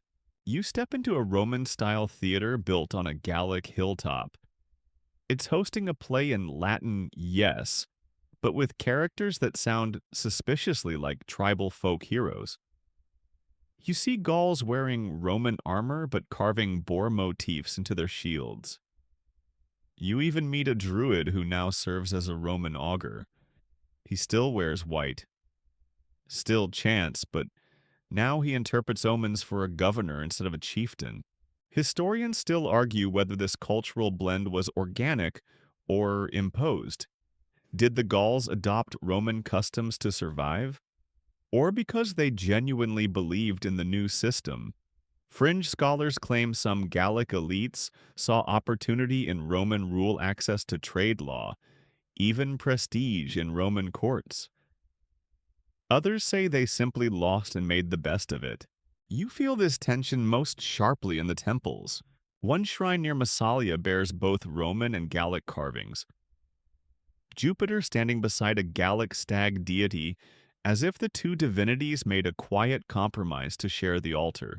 You spend a night in a Roman inn run by a family of once noble Arverni. They speak Latin to guests Gallic to each other, and hang a small iron torque over the hearth as a reminder of who they used to be. You ask about Caesar. The innkeeper shrugs. He won, she says.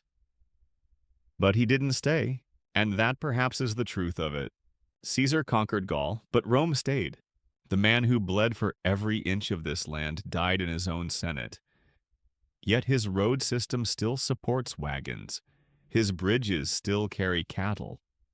His legacy still defines borders long after his voice fell silent. You walk to the top of a ridge near what used to be a Nervian stronghold. The trees have grown back. The wind sounds like breath through pine needles, and the stars above haven't changed. But the land it hums now in a new key. Gaul, for better or worse, is no longer Gallic. It is Roman, and yet under the dirt, you know the roots remember. You descend from the ridge slowly, the damp grass whispering beneath your feet.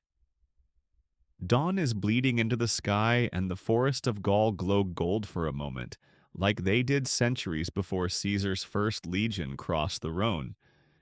But now the light touches rooftops of terracotta tile, touches roads laid in perfect lines, touches change that no tribe ever asked for but now wears like a second skin.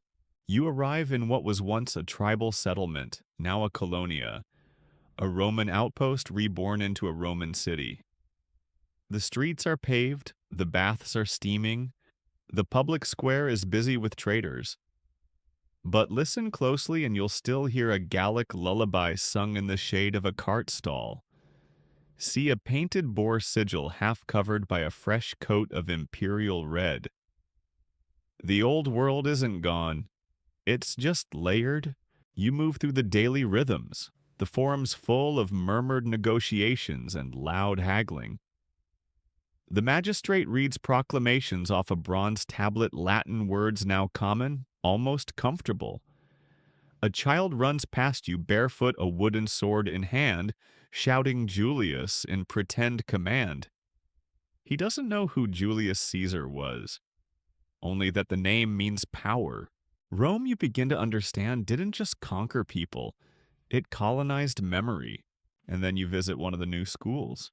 Inside, boys sit cross-legged reciting Virgil. Not yet published, but the style is their grandeur destiny empire. The teacher explains the structure of Roman government, omitting the part where Caesar trampled it with a grin. On one shelf, you notice a scroll with Caesar's own commentaries. A student reads from it aloud, carefully, like gospel, and that's what it's becoming. You see, Caesar may be gone, but he's not gone. His writing lives on. His strategies are taught. His name is used in speeches, inscriptions, even graffiti. Caesar slept here. He's being mythologized in real time. The strange part, he mythologized himself. One quirky detail: Caesar never officially titled himself emperor that comes later, but his name Caesar becomes a title anyway. The first emperors use it. Eventually, so will the German Kaisers, the Russian czars. It echoes far beyond Gaul, beyond Rome, beyond the century.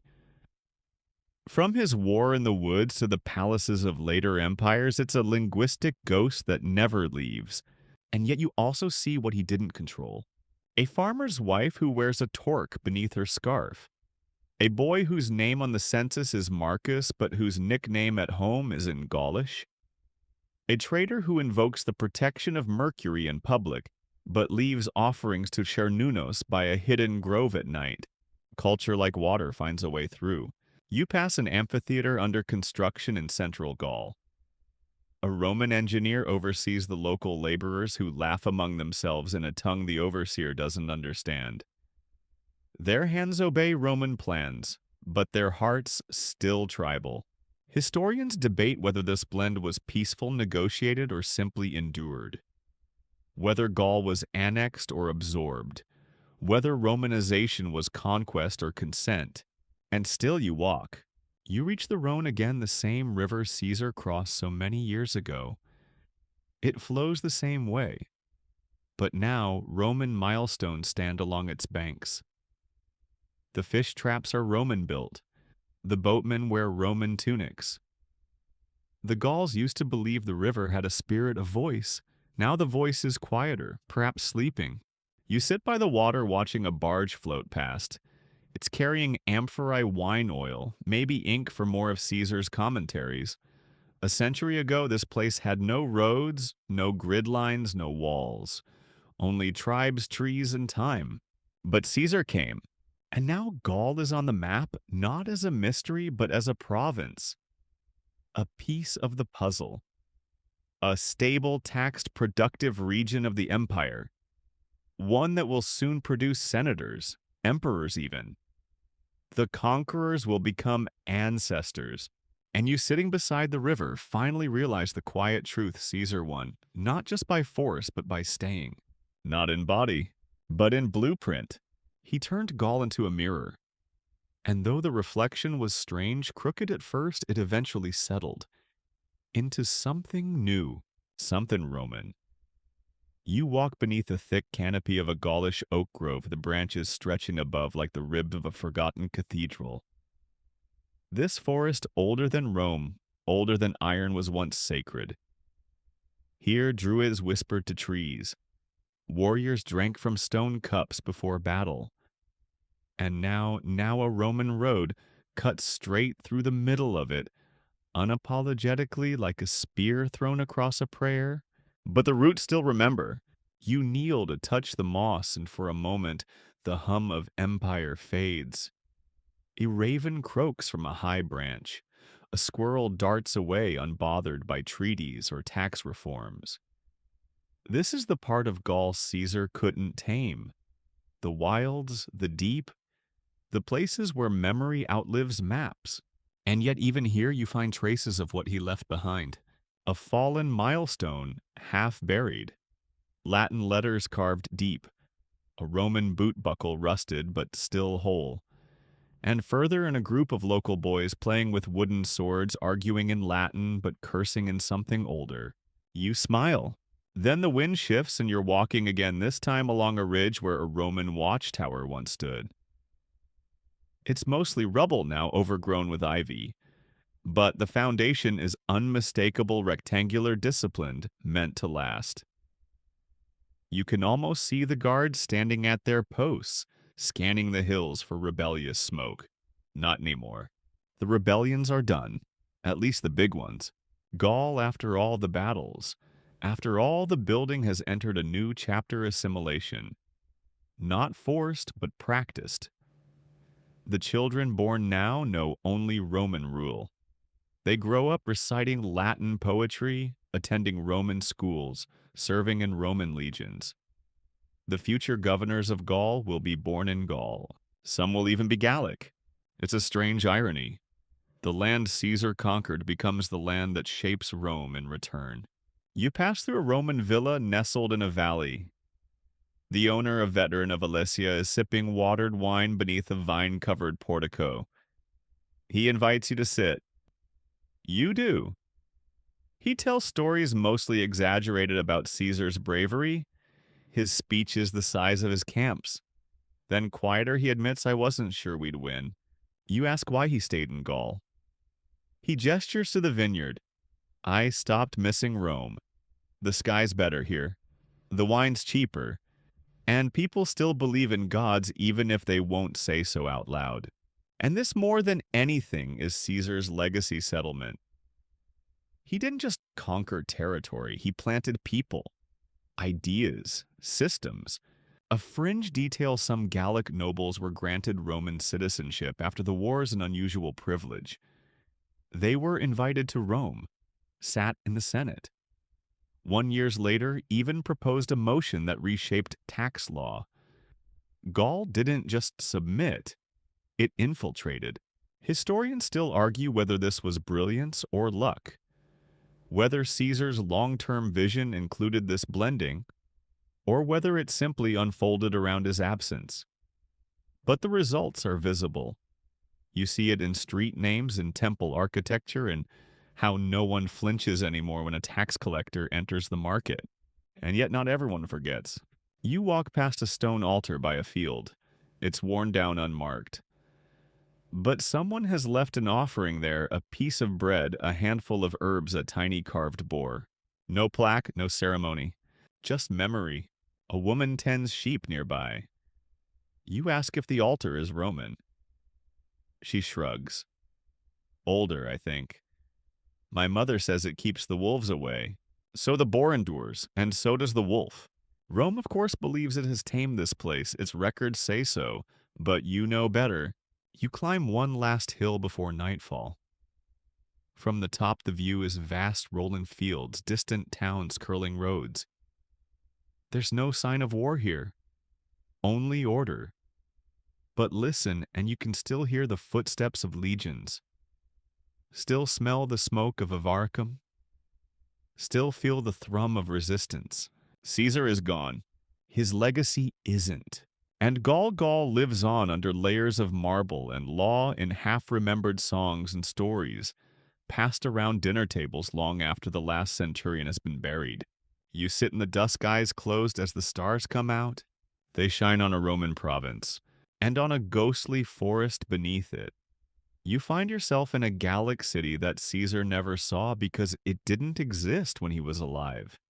It rose from the dust of war, built by his veterans, funded by his spoils, and designed with his ghost whispering through every column. The locals call it Augusto Dunum. You just call it familiar. Here, Rome's presence isn't loud, it's settled. The chaos of conquest has become the hum of administration. You pass magistrates in white togas discussing tax quotas, merchants selling olive oil and ink and wine from far-off provinces, children chasing one another around the statue of Caesar in the Forum, which now wears a pigeon on its bronze head. But it's not mockery, it's routine. Caesar isn't a threat anymore. He's a symbol. And symbols are easier to manage than men. You stop by a scroll seller's stall. Alongside the plays of Plautus and speeches of Cicero, there's a well-worn copy of Commentari de Bello Gallico. The ink is faded, but the words are still sharp. A young man purchases it, saying he needs it for his oratory exam. Not to study war, but to master style. That's the thing about Caesar. His sword reshaped Europe, but his pen ensured he'd be remembered. There's a curious inscription in the basilica nearby Roma Invicta. Gallia Fidelis, Rome undefeated. Gaul loyal. It feels rehearsed. And maybe it is. But then again, history's best lies are the ones repeated enough to seem true. You wander out to the countryside, away from the stone, back into the fields. It's spring now. Poppies bloom red among the wheat. A shepherd sings a tune you can't quite place.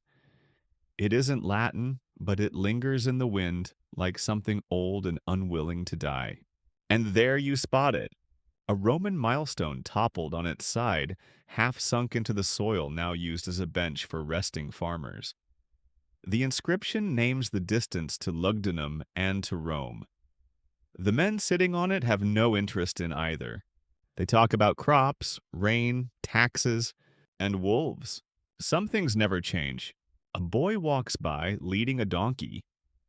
Around his neck hangs a wooden amulet, not Roman, not carved in any imperial style. It's a little boar worn smooth with touch. The old gods, the ones Rome labeled pagan and provincial, still ride in children's pockets. Historians often speak of Romanization as though it were a light switch, as if one war, one general, one victory could erase centuries of memory. But the truth is softer, messier, more human. Yes, Rome brought roads and laws and architecture, but Gaul persisted. Beneath the marble behind the Latin, the heartbeat remained Gallic. You stand on a small hill overlooking two farms. One has Roman tiles, the other thatched Gallic roofing. Between them, a shared well. On its rim, two initials carved side by side, one in Roman block letters, the other in looping, twisting Gallic script. Not rivals, just neighbors. And it strikes you not all victories are total. Not all empires need to crush to control. Caesar wanted to conquer Gaul, but in the end, Gaul too shaped Caesar. It gave him his reputation, his fortune, his meaning. Without Gaul, there is no Caesar, no Rubicon, no et tu brute. And what of the people he left behind? Some became Romans in name. Others pretended to be. Some resisted in ways so quiet even Rome couldn't hear it. A prayer spoken in a dead language. A feast held on the wrong solstice. A name whispered at a grave.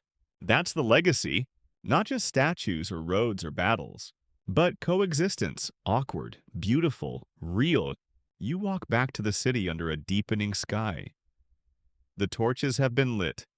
The forum buzzes with nighttime laughter. Somewhere a Roman clerk calculates grain taxes. Somewhere else an old man tells his grandson about Vercingetorix not as a rebel but as a hero. Gaul, it turns out, was never truly lost. It was just folded into the story. You return to Rome not in the flesh perhaps, but through the scent of scrolls and ink and the soft scratch of styluses in candlelit rooms. Caesar's gone, but his story refuses to fade. If anything, it grows sharper with retelling. You're in a study now, a senator's private library, shelves lined with volumes, treatises, plays, letters, and there, unassuming, is the scroll everyone copies. Quotes, debates, commentari de bello Gallico. You've heard it before, of course. You lived it. The battles, the ambushes, the snow, the bridges, the burning towns. But here in quiet Latin it feels cleaner, neater, more intentional. Gallia est omnis divisa in parte dies. Gaul is divided into three parts. It's the most famous first line in Roman history, but it's not geography, it's branding. Caesar wasn't writing for generals, he was writing for posterity. And the brilliance lies in what he leaves out.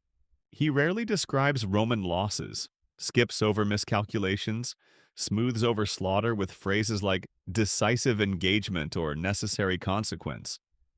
His own decisions appear logical, almost divine. His enemies are often brave but always wrong, and himself always reluctant, always rational, never cruel, except of course when cruelty was necessary. There's a fringe theory, rare but persistent, that Caesar planned the commentary before he even set foot in Gaul.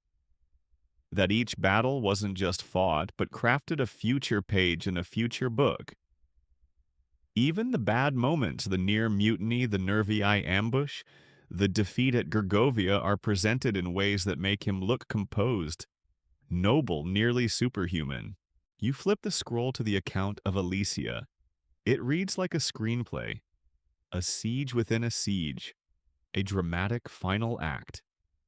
And in the center, Caesar calm calculating, never once flinching. It's propaganda, yes, but it's exceptional propaganda. So exceptional, in fact, that future generals will study it as a manual.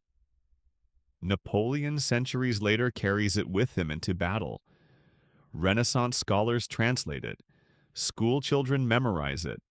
Modern historians dissect every paragraph. And yet, for all its polish, its genius, its tactical clarity, it's still a man's voice. A man with goals, with flaws, with a very real interest in making sure he shaped the version of history that would survive. You walk now into a scriptorium, rows of young scribes hunched over desks, copying Caesar's words by lamplight. Each stroke makes the myth stronger. A new generation learns his name not through monuments or blood, but through margins. One curious detail in early Christian monasteries, monks preserve Caesar's commentariae even while rejecting Rome's violence. Why? Because the language is pure. The structure, the rhythm, it's used to teach Latin itself. Even in spiritual silence, Caesar's war lives on through syntax. Back in Gaul now, Gallia the echoes return. In local schools, Gallic boys write essays on Caesar's choices. Some glorify him, others question him. And still others wonder quietly what their ancestors would think of all this. You sit with one such student. He's reading aloud, his accent thick, but his Latin precise. When he finishes, he asks what you think of Caesar. You pause, then say he was very good at what he did. The boy frowns. Do you think he was right? You don't answer, because the truth doesn't live in scrolls. It lives in ruined villages, in wild groves turned to villas, in languages forgotten except in lullabies, in the silence between footnotes. Historians still argue whether Caesar's writings were honest reporting or carefully masked autobiography, whether his wars were defensive or opportunistic. Whether he shaped Gaul or Gaul in its resistance, shaped him. You walk back into the city's heart. The Senate still meets. The Forum still bustles. A new emperor sits on the throne calling himself Caesar, not because of bloodline, but because of brand. That's the legacy. He wrote himself into power, then into history, then into language itself. And long after his statues have cracked, his scrolls remain smooth, intact, unblinking. You watch a final scribe dip his pen and begin once more. Gallia et omni divisa. And so it begins again. The road turns one last time and you follow it, not to a battlefield, not to a palace, but to a quiet place where stories tend to settle the countryside. Fields stretch into the horizon. Vineyards ripple like green silk in the breeze. There's no blood here now, no dust rising from marching feet. But beneath every row of vines, every furrowed line in the soil, there's a history trying not to shout. You're walking through the lasting consequence of it all. This is Gaul, not in flames, not in rebellion, not in resistance, but in routine. And perhaps that is the final Roman victory. Not just to win a war, but to make it seem like it never needed to be fought. You stop by a rural shrine where a farmer ties a strip of cloth to a stone figure. It's not Jupiter, not Mars, it's an old deity. Antlers, open palms, roots carved at the base. The name is gone eroded by centuries and rebranding. But the offering is fresh. Culture doesn't die, it just changes costume. And so does Gaul. You walk through what was once a tribal stronghold, now a Roman municipium. A town council is in session deciding on sewer repairs and grain tariffs. The men speak Latin, but their names are a mix. Gaius here, Dumnorix there. Their ancestors may have fought Caesar. Their descendants will build temples in his name. Here's a quiet, often overlooked fact. Within 100 years of Caesar's conquest, Gauls are not just ruled, they are rulers, governors, generals, even emperors. Claudius born in Gaul, Caracalla half Gallic. The land that once burned under Roman torches becomes a source of emperors who wear the same laurel crowns as the man who conquered it. Rome didn't just digest Gaul, it metabolized it. And you feel this most clearly in language. You enter a school where children chant their Latin grammar, stumbling over declensions, laughing when one of them misdeclines the word for river. But listen closely. The accent is different, softer. The VS turn to BS. The endings slur together. It's Latin, but it's not quite Latin anymore. This is Proto-French, a quiet linguistic rebellion. Language scholars often note how vulgar Latin in Gaul shifted quickly, shaped by native tongues and rural pronunciations. It's how Latin became French, how empire becomes identity, not erased but remixed. And then you stop in a cemetery. Simple stones. Some Latin inscriptions, others just symbols. A shepherd has left flowers. A child's toy rests on a grave. The names here blur Roman and Gallic roots, Lucilla Camulaginus Sylvanus. Even death, it seems, is bilingual. You wonder briefly if Caesar could have imagined this.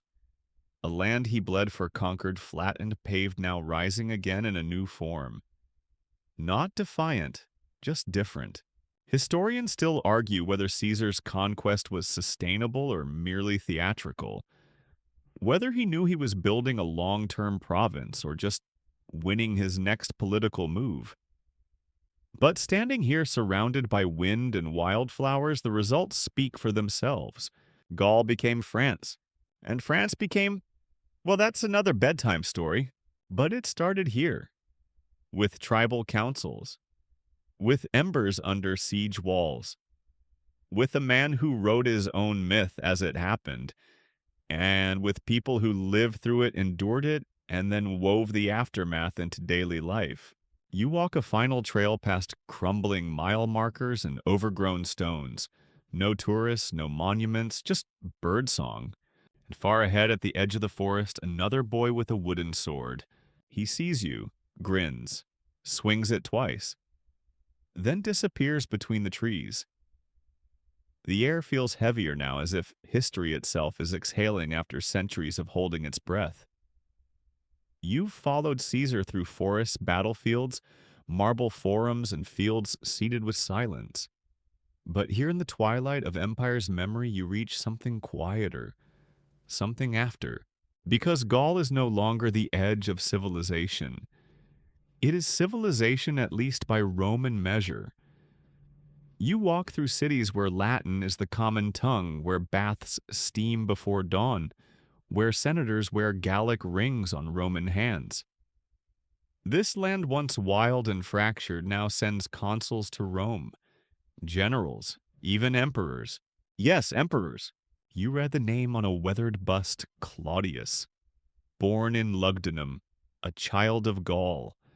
Raised on Caesar's stories, educated in Rome's laws, and seated on Rome's throne. You can't help but smile.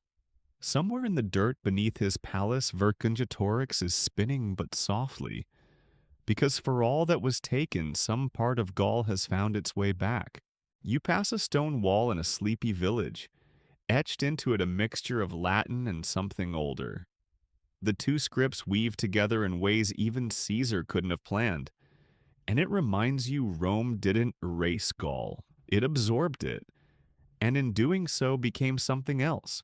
This land becomes the backbone of the Western Roman Empire. When the city of Rome falls to the Goths in the 5th century, the flame doesn't go out. It moves north, to Gaul, to Arles, to Trier.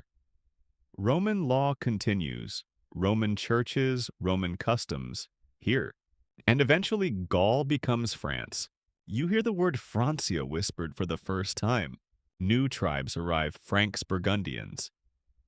They don't burn Gaul down, they settle, marry, inherit. And the Roman world becomes the medieval world with no clear border between them, only layers. One curious detail, even as the empire fractures Caesar's writings, remain on the shelves of monasteries and noble houses. No emperor since him has fought a war and written it with such literary poise.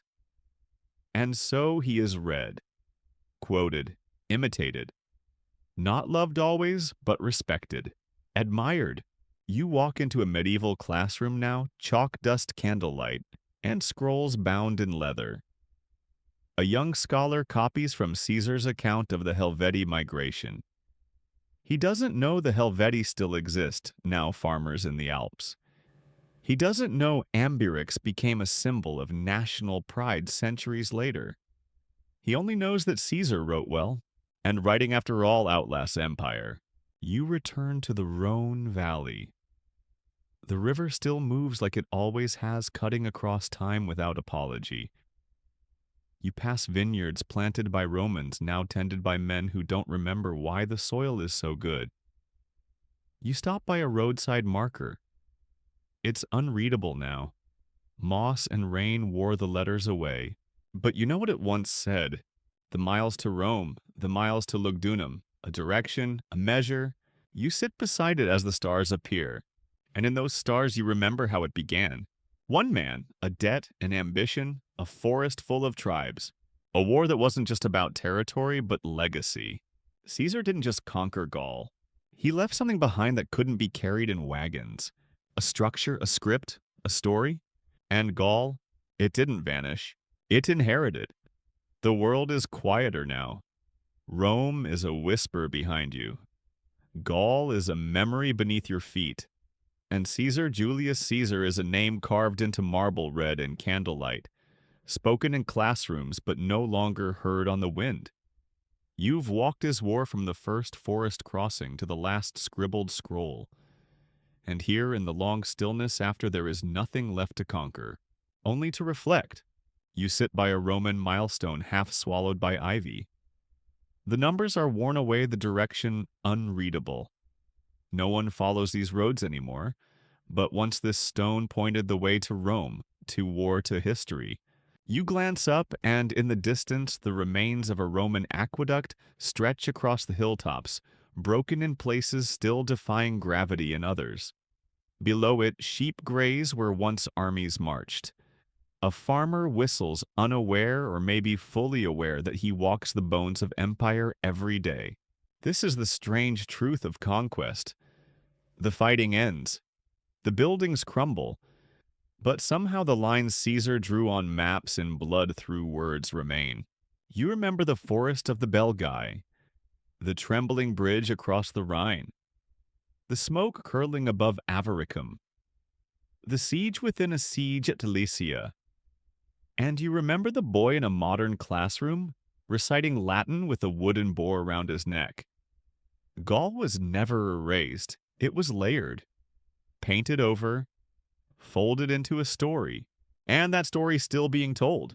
You watch the stars rise over Gaul, now France. And for a moment they shimmer as they must have 2,000 years ago, above legionaries on night watch, above Vercingetorix, riding out to surrender, above Caesar, writing by lamplight stylus, scratching toward immortality. Historians still argue whether Caesar truly understood what he was building, whether he knew Gaul would outlive him not as a province, but as a legacy, a bridge between ancient and modern, between memory and myth. But as you sit here now on a hill touched by every age, since it's clear he knew enough to write it down. And so Gaul, the Gaul he shaped, scarred, named, claimed lives on. Beneath every cobblestone, behind every schoolroom phrase, in every village that celebrates a saint's day in the same field where warriors once bled. The war is over. The empire is dust. But the story remains. And that is enough. And now the fires have burned out. The legions have marched home. The scrolls have been stored. The world that once rang with war cries and echoed with marching feet is quiet again, just the hush of leaves brushing against old stones, just the soft lull of rivers that carry no more messages. You've traveled far tonight, through thickets and empires, through silence and siege. You've seen the rise of ambition and the folding of rebellion, the way memory is carved into buildings and belief stitched into language. Caesar's Gaul is gone but not forgotten. Its shadows still stretch across time not as warnings but as reminders of how much can be changed, of how much can endure. And you've walked gently through it all. So let yourself soften now. Let your thoughts wander to gentler things, to quiet mornings in vineyards, to a lone soldier watching the sky before dawn, to that small carved boar in a child's hand, a quiet heirloom from a louder time. Let the tension fall from your shoulders the way the empire itself eventually did, slowly, naturally, without panic. Just rest now here in this in-between, because you've made it to the end. And I'll be here with another story for you tomorrow night.